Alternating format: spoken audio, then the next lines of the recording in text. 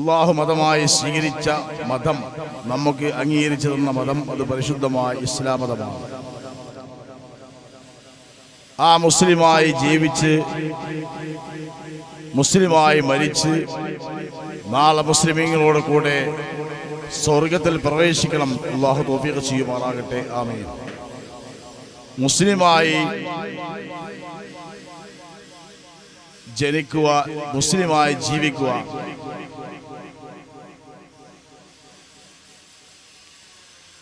India രാജ്യത്ത് ജീവിക്കുന്ന നമുക്ക് പരിശുദ്ധമായ ഇസ്ലാം 1400 വർഷങ്ങൾക്ക് മുമ്പ് തന്നെ പരിശുദ്ധ പ്രവാചകൻ മുത്ത് മുഹമ്മദ് റസൂലുള്ളാഹി സ്വല്ലല്ലാഹു അലൈഹി വസല്ലമ തങ്ങൾ അവിടുത്തെ ജീവിത കാലഘട്ടത്തിൽ തന്നെ ഇസ്ലാം നമ്മുടെ ഇന്ത്യ രാജ്യത്തേക്ക് കടന്നു വന്നിട്ടുണ്ട്. അവിടുത്തെ ജീവിത കാലഘട്ടത്തിൽ തന്നെ നമ്മുടെ ഇന്ത്യ രാജ്യത്ത്, നമ്മുടെ കേരളത്തിൽ മുസ്ലിം പള്ളി ഇവിടെ ഉണ്ടായിട്ടുണ്ട്. ഹദീസ് പരിശോധിച്ചാൽ കാണാം, ബദൽ ഇസ്ലാം ഖരീബൻ വസയഊദു കമാ ബദൽ. ഇസ്ലാമിന്റെ വൈദേശികമായി വന്നു, ആരും സ്വീകരിക്കാനും ഉൾക്കൊള്ളാനും ഇല്ലാത്തൊരു കാലഘട്ടത്തിൽ ഇസ്ലാം ഇവിടെ എത്തി. വസയഊദു കമാ ബദൽ, അത് ആരംഭിച്ചതുപോലെ തന്നെ തിരിച്ചു പോവുകയും ചെയ്യുമെന്ന് അഷ്റഫുൽ ഖൽഖ് മുഹമ്മദ് റസൂലുള്ളാഹി സ്വല്ലല്ലാഹു അലൈഹി വസല്ലം നമ്മെ പഠിപ്പിച്ചിട്ടുണ്ട്. എന്നാൽ ഇന്ത്യ രാജ്യത്ത് ആദ്യമായി ഇസ്ലാം എത്തിയതും ആദ്യമായി തൗഹീദിന്റെ കലിമ ചൊല്ലിയതും ഇസ്ലാമിലേക്ക് ജനങ്ങൾ കൂട്ടമായി കടന്നു വന്നതും നമ്മുടെ കേരളത്തിലെ കൊടുങ്ങല്ലൂരിലെ ചേരമാൻ പള്ളി എന്നറിയപ്പെടുന്ന മഹത്തായൊരു പള്ളിയാണ്. എൻ്റെ പ്രിയപ്പെട്ട സുഹൃത്ത് കൂരിയാട്, ഞാനായിട്ട് പരിചയപ്പെട്ടതിന് ശേഷം ഇൻഷാ അല്ലാഹ് ഇവിടെ ഇങ്ങനെ ക്ലാസ് നടക്കണം എന്നും ആ ക്ലാസ്സിൽ കൊടുങ്ങല്ലൂരിൻ്റെയും ചേരമാന്റെയും ചരിത്രങ്ങൾ പറയണമെന്നും അത് ജനങ്ങൾക്ക് അറിയണമെന്നും എന്ന് വളരെയധികം അദ്ദേഹത്തിൻ്റെ ആഗ്രഹത്തോടു കൂടെ പറഞ്ഞപ്പോൾ ഇൻഷാ അല്ലാഹ് അത് സംബന്ധമായി അല്പം വിവരിക്കണമെന്ന് ഞാനും ഉദ്ദേശിച്ചു.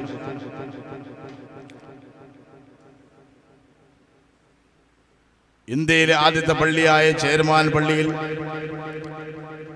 വർഷങ്ങളോളം ജോലി ചെയ്യാനുള്ള സൗഭാഗ്യം എനിക്ക് കിട്ടിയിട്ടുണ്ട്. അവിടെ ഇസ്ലാം കേരളത്തിൽ വന്നത് എങ്ങനെയാണ്? ചരിത്രം വളരെ വിശാലമാണെങ്കിലും ചുരുക്കി വിവരിക്കാം.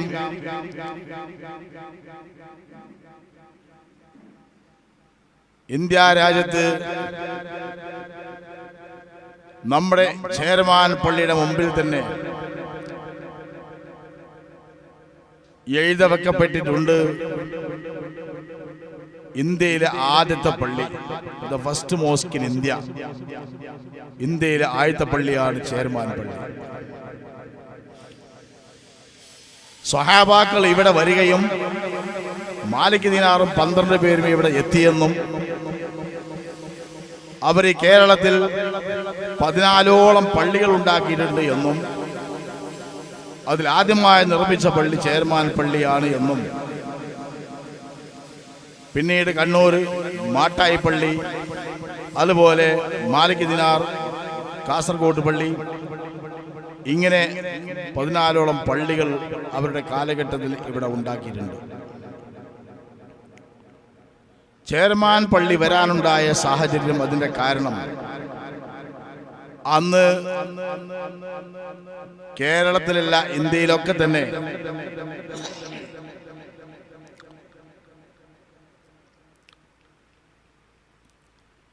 നാടുവാഴിമാര് നാട് ഭരിക്കുന്ന കാലഘട്ടമാണ്. ഓരോ കൊച്ചു കൊച്ചു ഗ്രാമങ്ങളും പ്രദേശങ്ങളും അതാത് നാടുവാഴിമാര് നാട് ഭരിക്കുന്ന കാലഘട്ടം. ഇപ്പൊ ചെയർമാൻ പെരുമാള് കൊടുങ്ങല്ലൂർ ഭരിക്കുന്ന കാലഘട്ടം. അദ്ദേഹം അവിടുത്തെ നാടുവാഴിയായിരുന്നു. ആ കാലഘട്ടത്തിലാണ് അറബികൾ സാധാരണഗതിയിൽ പല ഭാഗത്തേക്കും കച്ചവടത്തിനും ബിസിനസ്സിനും വേണ്ടി പോകുമ്പോൾ ആ ബിസിനസ്സുമായി ബന്ധപ്പെട്ട് പല ഭാഗങ്ങളിലും അവർ വന്നിട്ടുണ്ട്, കേരളത്തിൽ വന്നിട്ടുണ്ട്. ആ വന്നുകൊണ്ടിരിക്കുന്ന കാലഘട്ടത്തിലാണ് പരിശുദ്ധമായ ഖുർആനിൽ ഒരു ആയത്തുണ്ടല്ലോ, ഇഖ്തറബത്തി സാഅതു വൻശഖൽ ഖമർ, ലോകാവസാനം അടുത്തു, വൻശഖൽ ഖമർ, ചന്ദ്രൻ അത് പിളർപ്പായി. ഈ ചന്ദ്രൻ പിളർപ്പായി എന്ന് പരിശുദ്ധമായ ഖുർആൻ പറയുന്നു. ഈ ചന്ദ്രൻ പിളർപ്പായ സംഭവം ലോകത്തുള്ള പല ആളുകളും പല ഭാഗത്തു നിന്ന് കാണുകയും അത് കൊടുങ്ങല്ലൂര് നാടുവാഴി ചെയർമാൻ പെരുമാളടക്കം കാണുകയും ചെയ്തിട്ടുണ്ട്. മക്ക രാജ്യത്ത് മുഹമ്മദ് എന്നൊരു പ്രവാചകൻ വന്നിട്ടുണ്ട് എന്നും ഇസ്ലാം പ്രചരിപ്പിക്കുന്നുണ്ട് എന്നും ലോകമൊത്തം ഇങ്ങനെ അറിഞ്ഞുകൊണ്ടിരിക്കുന്ന സമയമായി. എങ്ങനെയാണ് ഈ ചന്ദ്രൻ പിളർപ്പായത്? ഖുർആൻ പറഞ്ഞാണല്ലോ. അതിന് വലിയ സംഭവമുണ്ട്, അതിന് ചരിത്രം പറയുമ്പോൾ അതിനെ വിശദമായി ഒന്ന് സംസാരിക്കുമ്പോഴേ അത് പൂർണ്ണമായി നമുക്ക് മനസ്സിലാക്കാൻ സാധിക്കുകയുള്ളൂ. ഷാം ഭരിക്കുന്ന കാലഘട്ടത്തിൽ ഷാം ഭരിക്കുന്നത് ഹബീബിന് മാലിക്കായിരുന്നു.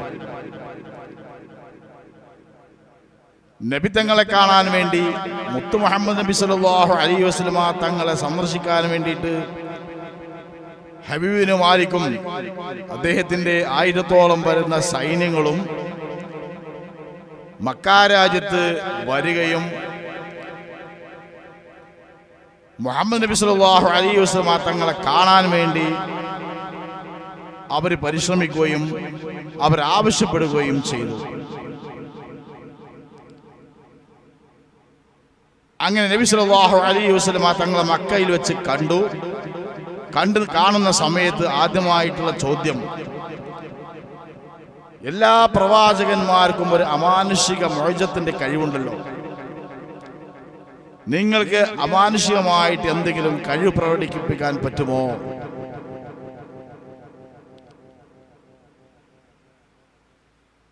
ഇത് ചോദിക്കേണ്ട താമസം ആരൊക്കെയുണ്ട്? രാജ്യം ഭരിക്കുന്ന ഷാം ഭരിക്കുന്ന ഹബീബിന് മാലിക് അദ്ദേഹത്തിന്റെ കൂടെ ആയിരക്കണക്കിന് സൈന്യങ്ങളുമുണ്ട്. എല്ലാവരും കൂടി കാണാൻ വേണ്ടി സന്ദർശിക്കാൻ വേണ്ടി വന്നതാണ്. രാഷ്ട്രത്തലവന്മാർ സാധാരണഗതിയിൽ അങ്ങോട്ടും ഇങ്ങോട്ടും യാത്രകൾ ചെയ്ത് രാജ്യങ്ങൾ സന്ദർശിച്ച് ഉഭയകക്ഷി ചർച്ചകൾ ചെയ്ത് പല കരാറുകളിലും ഒപ്പുവെക്കുന്ന പതിവ് സാധാരണ ഉണ്ടല്ലോ. ഇതുപോലെ പ്രവാചകനെ കാണാൻ വേണ്ടിയാണ് ഹബീബിന് മാലിക് റളിയല്ലാഹു അൻഹു സൈന്യങ്ങൾ വന്നിട്ടുള്ളത്. ആ കാണുന്ന സമയത്ത് അബൂജഹലുണ്ട്, ഉത്ബത്തുണ്ട്, ശൈബത്ത് തുടങ്ങിയിട്ടുള്ള എല്ലാ ആളുകളും അവിടെ ഉണ്ട്. നബിത്തങ്ങളെ കാണാൻ ആവശ്യപ്പെട്ടു. നബിത്തങ്ങൾ ചെന്നപ്പോൾ ആദ്യമായുള്ള ചോദ്യം, നിങ്ങൾ പ്രവാചകനാണോ? പ്രവാചകനാണ് എങ്കിൽ പല അമാനുഷിക കഴിവുകളും കാണിക്കാറുണ്ടല്ലോ, അറിയാറുമുണ്ടല്ലോ. മൂസ നബിക്കുണ്ടായിട്ടുണ്ട്, ഈസ നബിക്കുണ്ടായിട്ടുണ്ട്. എന്നാൽ നിങ്ങൾക്ക് വല്ല അമാനുഷികതയും ഉദ്ദേശിക്കുന്നോ?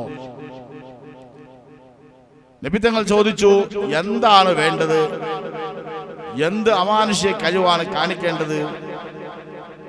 നിങ്ങൾ പറയുന്ന, നിങ്ങൾ എന്താണോ ഉദ്ദേശിക്കുന്നതെങ്കിൽ ഞാനത് കാണിച്ചു തരാം. ഒരു ഡിമാൻഡുണ്ട്. എന്താ ഡിമാൻഡ്? ഞാനത് കാണിച്ചു തന്നാൽ നിങ്ങൾ ഷഹാദത്ത് കലിമ ചൊല്ലി ഇസ്ലാമിലേക്ക് വരാൻ തയ്യാറാണോ? ഹബീബിന് മാലിക് പറഞ്ഞു, ഞാൻ തയ്യാറാണ്, എന്റെ പരിവാരങ്ങളും തയ്യാറാണ്.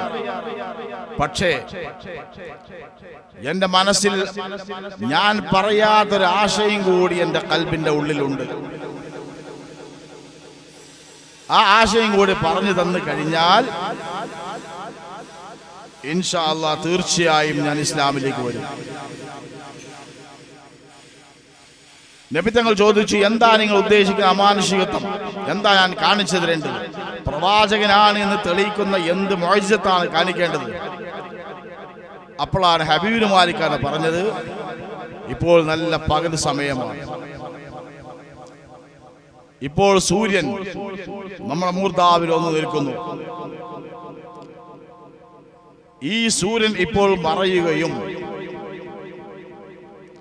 അതിനുശേഷം ഇവിടെ ഇരുട്ടാവുകയും ചന്ദ്രൻ ഇവിടെ പ്രത്യക്ഷപ്പെടുകയും ആ ചന്ദ്രനെ നിങ്ങൾ രണ്ട് പിളർപ്പാക്കി നിങ്ങളെ കയ്യിൽ പിടിച്ചത് കാണിച്ചു തരുകയും ചെയ്യണം.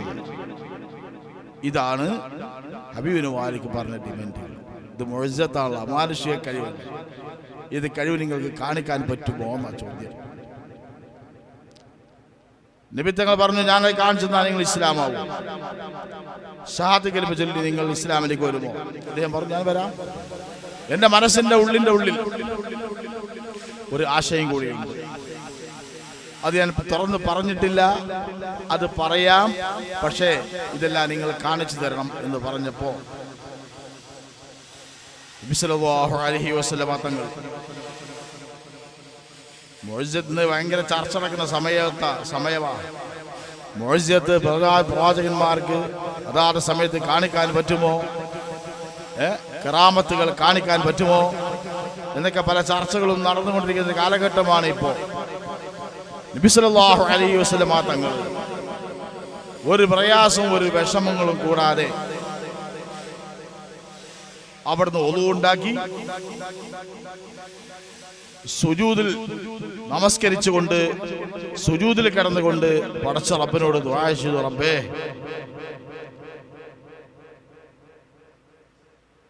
ആയിരക്കണക്കിന് ആളുകൾ ഇസ്ലാമിലേക്ക് വരാൻ വേണ്ടി പോവുകയാണ്.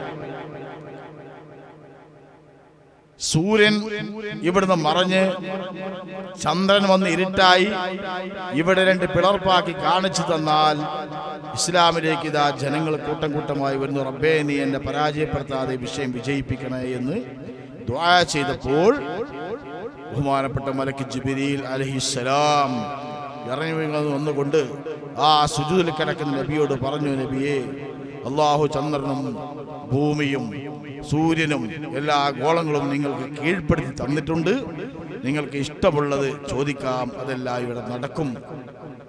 നബി തങ്ങൾ സുജൂദിൽ നിന്ന് എഴുന്നേറ്റു. ഹബീബ് മാലിക് അടക്കമുള്ള ആയിരക്കണക്കിന് ആളുകൾ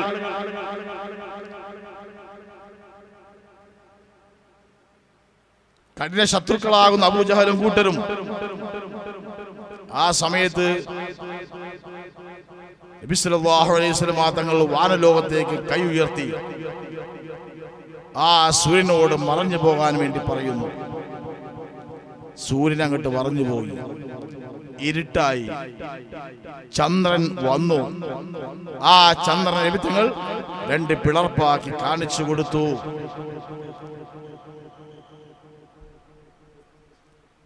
ഈ സംഭവം കണ്ടപ്പോൾ എന്നിട്ട് ആ ചന്ദ്രനെ തിരിച്ചയക്കുകയും സൂര്യൻ മടങ്ങി വരികയും പകലാവുകയും ചെയ്തു. അപ്പോൾ തന്നെ ഹബീബ് മാലിക് പറഞ്ഞു, എല്ലാം ശരിയായി.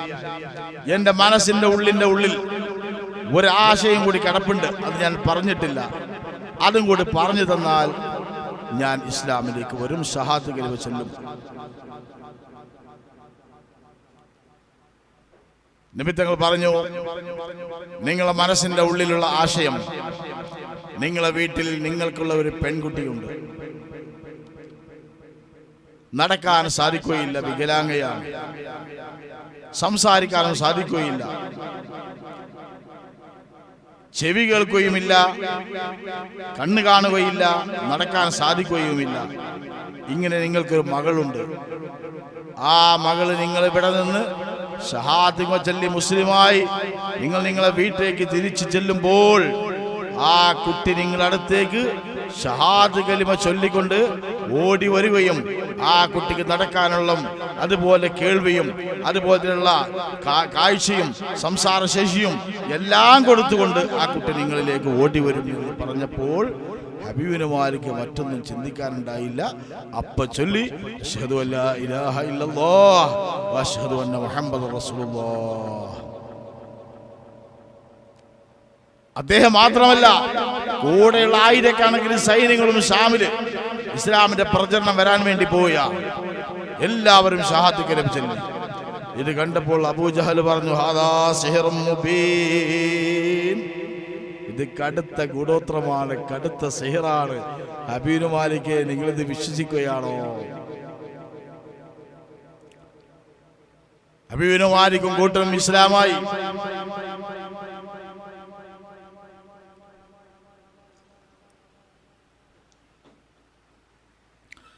തിരിച്ച് വീട്ടിലേക്ക് ചെല്ലേണ്ട താമസം. ആ സുഖമില്ലാതെ കിടക്കുന്ന പെൺകുട്ടി മുത്തുനബി പറഞ്ഞതുപോലെ ഷഹാദത്ത് ചൊല്ലിക്കൊണ്ട് അശ്ഹദു അല്ലാ ഇലാഹ ഇല്ലല്ലാഹ് വഅശ്ഹദു അന്ന മുഹമ്മദൻ റസൂലുള്ളാഹ് എന്ന് പറഞ്ഞ് ആ കുട്ടി ഒപ്പായിടത്തേക്ക് ഓടി വരികയും കൂടി ചെയ്തപ്പോൾ പിന്നെ ഒന്നും തന്നെ ചിന്തിക്കാനില്ല. ആ ശാമ മൊത്തം പരിശുദ്ധമായ ഇസ്ലാമിലേക്ക് കടന്നു വന്നു. ഞാൻ ചുരുക്കി പറയട്ടെ, ഇനി ഒരുപാട് സംഭവവുമായി ബന്ധപ്പെട്ട് കിടക്കുന്നു. ആ ഷാമിലെ ചക്രവർത്തി ഹബീബ് മാലിക് അതിനുശേഷം ധാരാളം സ്വർണ കൂമ്പാരങ്ങളും അതുപോലെ തന്നെ ഒരുപാട് സമ്മാനങ്ങളും ഒട്ടകപ്പുറത്ത് ഇങ്ങോട്ട് മക്കയിലേക്ക് നബിതങ്ങളിലേക്ക് കൊടുത്തയക്കുകയാണ്. ഈ ഒട്ടകപ്പുറത്ത് 3 ഒട്ടകപ്പുറത്ത് ഇസ്ലാമിന്റെ പ്രചരണത്തിന് ആവശ്യമായ സാമ്പത്തികമായ എല്ലാ ശേഷിയും ഉൾക്കൊള്ളുന്ന രീതിയിലുള്ള സമ്പത്തുണ്ട്. അതുപോലെ ഒരുപാട് മറ്റുള്ള വസ്തുക്കൾ എല്ലാം കൂടി നബിതങ്ങൾക്ക് കാഴ്ചവെച്ച് 3 ഒട്ടകപ്പുറത്ത് വരികയാണ്. ഹബീബിന് മാലിക്കാണ് അവിടുന്ന് കൊടുത്തയക്കുന്നത്. ആ കൊടുത്തയച്ച വസ്തു ഒട്ടകം ഇതുപോലെയുള്ള എല്ലാ 3 ഒട്ടകപ്പുറത്ത് താങ്ങാവുന്ന രീതിയിലുള്ള അത്രയും സ്വർണ്ണ കൊമ്പാരങ്ങളും മറ്റുള്ള കാഴ്ച വസ്തുക്കളും എല്ലാം കൂടി ഒരുമിച്ച് കൊടുത്തയച്ചു. അത് മക്കയിലെത്തി. മക്കയിലേക്ക് എത്തുന്ന സമയത്ത് അവിടെ ഈ കണ്ട സ്വർണ്ണക്കൂമ്പാരമടക്കമുള്ള എല്ലാ വസ്തുക്കളും ഇത് അബൂജഹലിനാണെന്ന് അബൂജഹൽ വിചാരിച്ചു. ഇത് ഞങ്ങൾക്ക് ഹബീബിന് മാലിക് കൊടുത്തയച്ചതാണ് എന്നാണ് അബൂജഹലിന്റെയും കൂട്ടരെയും ധാരണ. നബി തങ്ങൾക്ക് കൊടുത്തയച്ചതാണ്. പക്ഷെ ഇത് ആർക്കാണ് എന്നത് ഒട്ടകങ്ങൾ സംസാരിക്കണ്ടേ? അപ്പോൾ എനിക്കാണ് എന്ന് അബൂജഹൽ വാദിച്ചു. നബി തങ്ങൾ പറഞ്ഞു, ആർക്കാണെന്ന് അത് ഒട്ടകം സംസാരിക്കും. അപ്പൊ പറഞ്ഞു, ഇന്ന് പറയണ്ട, അത് നാളത്തെ പറഞ്ഞാൽ മതി, നാളെ തീരുമാനിച്ചാൽ മതി എന്ന് പറഞ്ഞ് അബൂജഹലും കൂട്ടരും അന്ന് രാത്രി അവരുടെ മുഴുവനും ബിംബങ്ങളെയും അടുത്ത് പോയിട്ട് അവർ ആത്മാർത്ഥമായി ദുആ ചെയ്തു.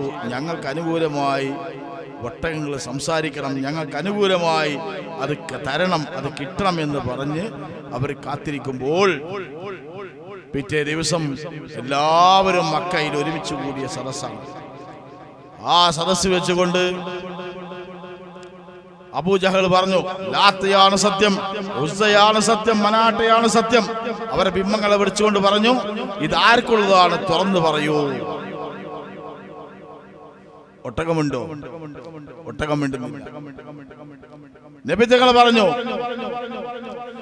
ലാ ഇലാഹ ഇല്ലല്ലാഹ്, ഈ ലോകം മുഴുവൻ കാത്ത് സംരക്ഷിച്ച് പോറ്റ് വളർത്തുന്ന അള്ളാഹുവിന്റെ മുൻനിർത്തിക്കൊണ്ട് ഞാൻ എന്നോട് ചോദിക്കുന്നു, ഇത് ആർക്കുള്ളതാണ് എന്ന് സത്യം തുറന്നു പറയണം എന്ന്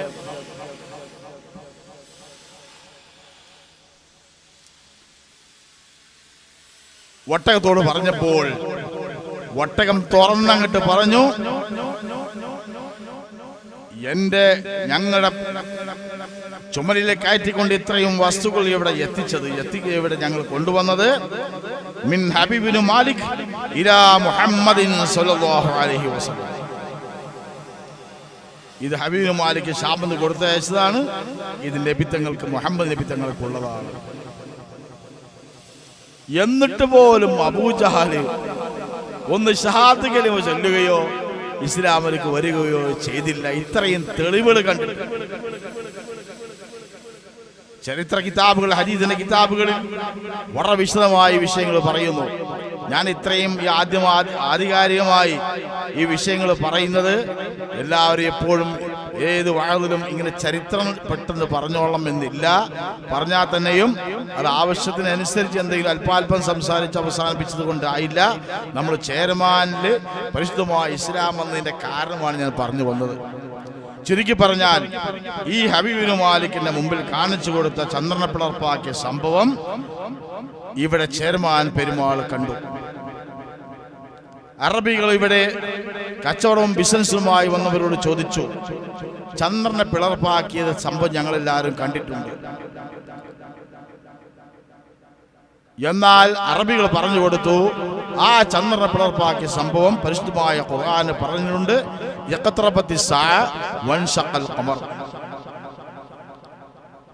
ഖിയാമത്ത് നാൾ ഇവിടെ അടുത്തിട്ടുണ്ട്, ചന്ദ്രൻ 2 പിളർപ്പായിട്ടുമുണ്ട് എന്നാണ് ഈ ആയത്തിന്റെ അർത്ഥം. ഇത് ഓതിക്കൊടുത്ത് ചേരമാൻ പെരുമാൾ പറഞ്ഞു, എങ്കിൽ എനിക്ക് ആ പ്രവാചകനെ കാണണം. ഈ ചന്ദ്രനെ പിളർപ്പാക്കിയ ആ സംഭവം നടത്തിയ പ്രവാചകനെ എനിക്ക് കാണണം. എന്താ മാർഗം? ഇത് ചോദിക്കേണ്ട താമസം പറഞ്ഞു, നിങ്ങൾ മക്കായിലേക്ക് വരണം. നിങ്ങൾക്ക് അവിടെ വന്ന് ഇസ്ലാമിനെ സംബന്ധിച്ച് മനസ്സിലാക്കാൻ സാധിക്കും, പ്രവാചകനെ കാണാൻ സാധിക്കും. ഇങ്ങനെ ഇരിക്കുന്ന സമയത്താണ് നമ്മുടെ ചേരമാൻ പെരുമാളിന് ഈ പറഞ്ഞതുപോലെ തന്നെ 1000 സേനാധിപന്മാരുണ്ടായിരുന്നു. 1000 സേനാധിപന്മാർ. കൊടുങ്ങല്ലൂർ നമ്മൾ വന്നു കഴിഞ്ഞാൽ അവിടെ കാണാം ഒരു ഹാളുണ്ട്, ഓക്കെ ഹാൾ. എന്താണ് ഓക്കെ ഹാൾ? ഇപ്പോൾ വലിയ ഒരു ഓഡിറ്റോറിയം ആയിട്ടുണ്ട്, എന്നാൽ ഇതിന്റെ പേര് ഓക്കെ ഹാൾ. ഒരു വലിയ ഹോസ്പിറ്റലുണ്ട്, ഓക്കെ ഹോസ്പിറ്റൽ. എന്താണ് ഓക്കെ ഹോസ്പിറ്റൽ? ഇതാരോട് ചോദിച്ചാലും ഇന്ന് ജീവിച്ചിരിക്കുന്ന ഒരാൾക്കും അതിനെ സംബന്ധിച്ചുള്ള അറിയില്ല. ഓക്കെ, എല്ലാവരും പറയും ഓക്കെ എന്നറിയും. ഓക്കെ ഹോസ്പിറ്റലും ഓക്കെ ഹാളും അത് പണ്ടേ അറിയപ്പെട്ടതാണ്. എന്താണ് ഈ ഓക്കെ ഹാൾ?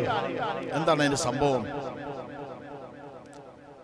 ചേരമാൻ പെരുമാൾ 1000 സേനാധിപന്മാരുണ്ടായിരുന്നു എന്നും ചേരമാൻ പെരുമാളിന്റെ ഭാര്യ 1000 സേനാധിപന്മാരിൽ നിന്നുള്ള അതിന്റെ ഏറ്റവും വലിയ നേതാവിനെ അവർക്ക് വലിയ ആഗ്രഹം അവർ ഉണ്ടാവുകയും അവര് വേഴ്ചയ്ക്ക് വേണ്ടി ക്ഷണിക്കുകയും ചെയ്തപ്പോൾ ആ സേനാധിപൻ, അതായത് ആ 1000 വലിയ നേതാവാകുന്ന അതിന് നേതൃത്വം കൊടുക്കുന്ന സേനാധിപൻ ഇത് ഒഴിഞ്ഞു മാറി. ബഹുമാനപ്പെട്ട യൂസുഫ് നബി അലൈഹി ഇസ്ലാമിന്റെയും സുലൈഹാബിയുടെയും ചരിത്രം കേട്ടിട്ടുണ്ടല്ലോ അല്ലേ? സുലൈഹാബി ബഹുമാനപ്പെട്ട യൂസുഫ് അലൈഹി ഇസ്ലാമിനെ വശീകരിക്കാൻ ചെയ്ത എല്ലാ പ്രവർത്തനങ്ങളും പരിശുദ്ധമായ സൂറത്ത് യൂസുഫിൽ വ്യക്തമായി പറയുന്നുണ്ട്. അതുപോലെ തന്നെയായിരുന്നു ഇങ്ങനെ സംഭവം. സേനാധിപൻ ഒഴിഞ്ഞു മാറി.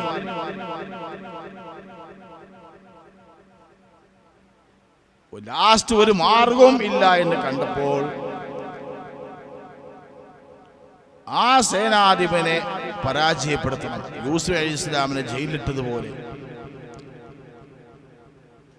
അവനെ കൊന്നുകളയണം എന്ന് ഭാര്യ തീരുമാനിക്കുകയും പെരുമാളോട് വിഷയം അവതരിപ്പിക്കുകയും ചെയർമാൻ പെരുമാളോട് പറഞ്ഞു, അവിഹിതമായി എന്നോട് പെരുമാറാനും എന്നെ ബലാത്കാരം ചെയ്യാനും വേണ്ടി ഈ നിങ്ങളുടെ നേതാവാകുന്ന 1000 സൈന്യത്തിൻ്റെ നേതാവ് ആവശ്യപ്പെട്ടു വന്നു. ഞാൻ ഒഴിഞ്ഞു മാറിയതാണെന്ന് പറഞ്ഞപ്പോൾ ഈ സേനാധിപനെ തൂക്കിലേറ്റാൻ തീരുമാനിച്ചു പെരുമാൾ.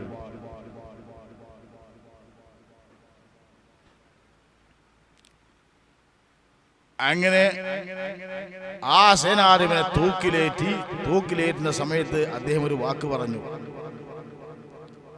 പെൺചൊല്ല് കേട്ട പെരുമാളെ മക്കത്ത് പോയി തൊപ്പിട്ടു വാ.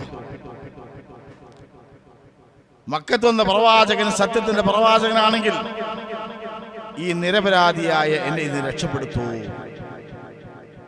അദ്ദേഹത്തിന്റെ പ്രാർത്ഥന, തൂക്കിലേറ്റിയ ആ മനുഷ്യന്റെ പ്രാർത്ഥന അല്ലാഹു അത് സ്വീകരിക്കുകയും ആ മനുഷ്യനെ പിന്നെ കാണാൻ പറ്റിയതുമില്ല, മേഘം ആവാഹിച്ചു കൊണ്ടുപോയി എന്ന്. ആ സേനാധിപനെ കണ്ടിട്ടില്ല.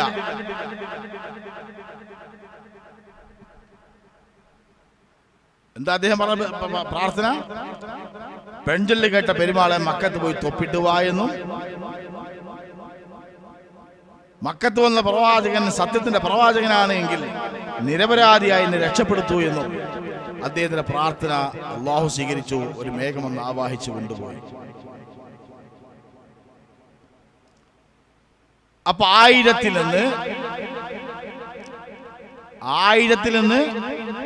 1 കുറഞ്ഞുപോയി അല്ലേ? എത്രയുള്ളത്? 999. പക്ഷേ അന്നത്തെ ഭാഷ അങ്ങനെയല്ല. 1001 കുറഞ്ഞപ്പോ 1 കുറയെ 1000. അന്നത്തെ ഭാഷ അങ്ങനെയാണ്. 1 കുറയെ 1000. അതാണ് ഓക്കെ. 1 കുറയെ 1000 hall, 1 കുറയെ 1000 hospital. അന്നത്തെ ഭാഷ അങ്ങനെയാണ്. അതുകൊണ്ടാണ് ഓക്കെ ഹാൾ, ഓക്കെ ആശുപത്രി ഇന്നും ആ പേരിൽ അറിയപ്പെട്ടുകൊണ്ടിരിക്കുന്നത്. ഇപ്പൊ മനസ്സിലായല്ലോ. ഇങ്ങനെയാണ് പെരുമാള് ഇന്ത്യ രാജ്യത്തിൽ നിന്ന് മുഹമ്മദ് നബിയെ കാണാൻ വേണ്ടി പോയി. അദ്ദേഹത്തിന് മനസ്സാന്തരം വന്നുപോയി. സേനാധിപനെ മേഘമെന്ന് ആവാഹിച്ചു കൊണ്ടുപോയി. അപ്പൊ ഇതിൽ തെറ്റ് ചെയ്തത് ഭാര്യയാണ് എന്നും അവരെ തൂക്കിലേറ്റണം എന്നും ആ തൂക്കിലേറ്റിയ ഭാര്യയെ തെറി പറഞ്ഞ് ജനങ്ങളൊക്കെ അന്നും ഇന്നും എന്നും പോയിക്കൊണ്ടിരിക്കുകയും ചെയ്യുന്നുണ്ട് എന്ന് ചരിത്ര താളുകളിൽ കൊടുങ്ങല്ലൂരിൽ നിന്ന് ഒരുപാട് പുസ്തകങ്ങളും അതുപോലെ ചരിത്രങ്ങളും പഠിച്ചത് നമുക്ക് മനസ്സിലായി വന്നതാണ്. ഞാൻ അതിൻ്റെ വിശദീകരണം ഒന്നും പറയില്ല. അങ്ങനെയാണ് പല പുസ്തകങ്ങളും വായിച്ചത്. പെരുമാളാണെങ്കിലോ ഇവിടുന്ന് നേരെ മക്കത്ത് പോവുകയും പോകുന്ന സമയത്ത് ഇഞ്ചിയും കുരുമുളകും പ്രവാചകന് കൊണ്ടുപോയി കൊടുക്കുകയും പ്രവാചകനെ കാണുകയും ആദ്യമായി നബി സല്ലല്ലാഹു അലൈഹി വസല്ലം തങ്ങൾ ഈ ഇഞ്ചിയും കുരുമുളകും കേരളത്തിൽ നിന്ന് കൊണ്ടുപോയിട്ടാണ് ആദ്യമായി കഴിച്ചത് എന്നും അദ്ദേഹം ചെയർമാൻ പെരുമാൾ എന്നുള്ള പേര് മാറ്റി താജുദ്ദീൻ എന്ന പേര് സ്വീകരിക്കുകയും അങ്ങനെ 3 വർഷത്തോളം മക്ക രാജ്യത്ത് ജീവിച്ചു. നബി തങ്ങളെ കണ്ടാൽ സ്വഹാബിയായല്ലോ, അവിടുന്ന് മുസ്ലിമായല്ലോ. ആ സ്വഹാബിയായിക്കൊണ്ട് 3 കൊല്ലം ജീവിച്ച് താജുദ്ദീന്റെ പേരും സ്വീകരിച്ച് ഇന്ത്യ രാജ്യത്തേക്ക് അവർ ഇസ്ലാമിക പ്രചരണത്തിന് വേണ്ടി മാലിക് ദിനാറും 12 പേരും ഇന്ത്യയിൽ ആദ്യമായി പള്ളി ഉണ്ടാക്കാൻ വേണ്ടി തറക്കിലിടാൻ വേണ്ടി കല്ലും പ്രവാചകന് കൊടുത്തയക്കുകയും അതുപ്രകാരം മാലിക് ദിനാറും 12 പേരും താജുദ്ദീൻ എന്ന ചെയർമാൻ പെരുമാളും ഒരുമിച്ച് പോരുകയും അവര് ഒമാനിലെ സലാലയിൽ എത്തിയ സമയത്ത് പെരുമാൾക്ക് അല്പം രോഗം വരികയും അദ്ദേഹം അവിടെ കിടന്ന് വഫാത്താവുകയും ചെയ്ത സംഭവം. ചെയർമാൻ പെരുമാൾ താജുദ്ദീൻ എന്ന പേരിൽ അറിയപ്പെട്ട അതിൻ്റെ മക്കാമ് അവിടെ ഉണ്ട്. അവിടെ പോയവർക്കൊക്കെ പെരുമാളുടെ മക്ബറ കാണാം. സലാലയിൽ ഞാൻ പോയിട്ടുണ്ട്, അവിടെ പോയി സിയാറത്തും ചെയ്തിട്ടുണ്ട്.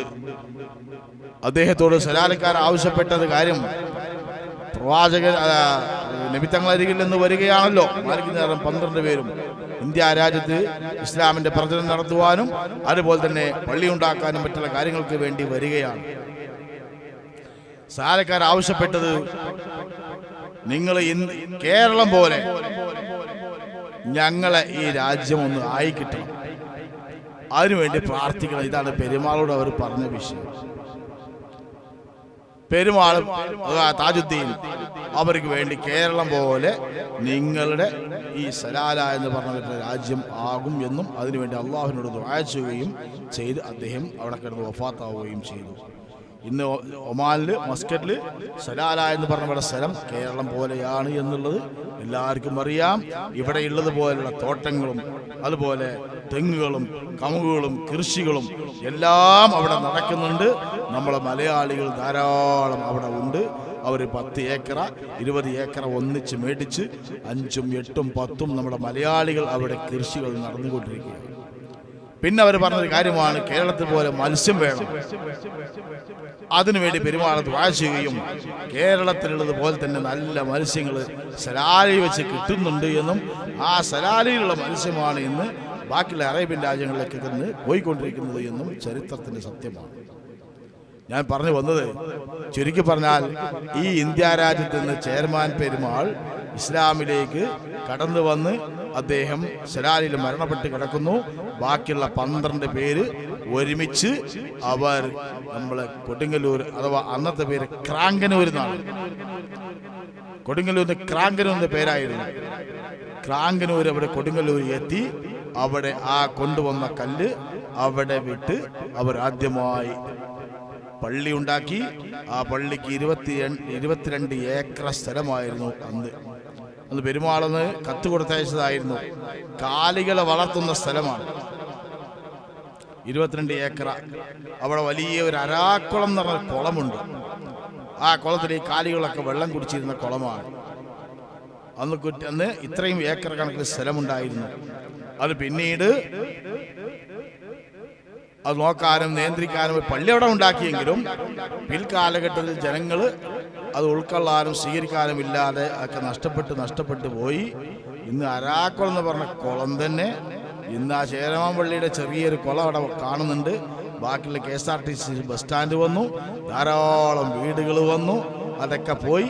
ഇന്ന് ഒരു 2 ഏക്കർ സ്ഥലം മാത്രമേ ഉള്ളൂ എന്ന് അവിടുത്തെ ചരിത്രം പരിശോധിച്ചാൽ അറിയാം. ചുരുക്കി പറഞ്ഞാൽ ഞാനിതൊക്കെ അത്രയും സമയം അത് വിശദീകരിച്ച് പറഞ്ഞതിന്റെ ഉദ്ദേശം എന്താ ചോദിച്ചാൽ, ചേരമാന്റെ ചരിത്രം നമ്മൾ പഠിക്കാനാണ്.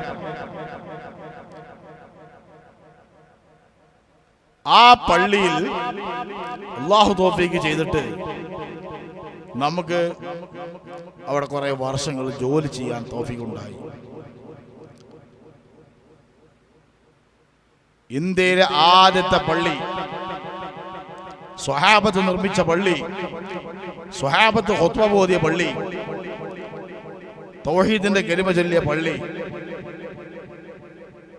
അവിടുന്ന് മുസ്ലിമീങ്ങള് അവിടെ നിന്ന് വിവാഹം കഴിക്കുകയും അവിടെ തന്നെ അവർ ജീവിക്കുകയും അവിടെ ഇന്ന് മറപെട്ട് കിടന്ന സ്വഹാബി ഹബീബുൽ മാലിക് എന്ന ഒരു സ്വഹാബിയും അദ്ദേഹത്തിന്റെ ഭാര്യ ഖുമരിയ ബീവിയുമാണ് ചെയർമാൻ പള്ളിയുടെ ചെരുവിൽ മറപെട്ട് കിടക്കുന്നത്. അല്ലാഹു അവരുടെ അനുഗ്രഹങ്ങളെ കൊണ്ട് ദുനിയാവിലും ആഖിറത്തിലും അല്ലാഹു സലാമത്താക്കി തരുമാറാകട്ടെ. ആമീൻ യാ റബ്ബൽ ആലമീൻ. ആ പള്ളിയിൽ അന്ന് മുതൽ ജുമുഅ ആരംഭിച്ചു. കുറെ കാലം കഴിഞ്ഞു. ഞാൻ അവിടെ ചെല്ലുന്നത് 1990 കാലഘട്ടത്തിലാണ്.